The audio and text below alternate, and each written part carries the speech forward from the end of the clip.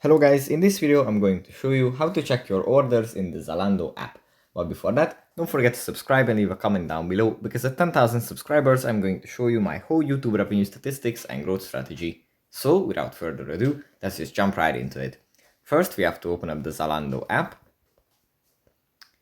And here, after it loads, it opens up in the shopping menu. So you can browse here different kinds of clothes, sportswear, designer, streetwear.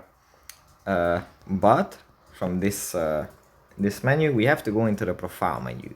In the top right corner, there's a little person icon. We tap on this, and then at the top in overview, we can find orders and returns. If we tap on this button, then we can check our orders that we placed and the returns that we had since using the application. So that's pretty much it for this video. Hope it was helpful for you guys, and I'll see you in the next one. Bye.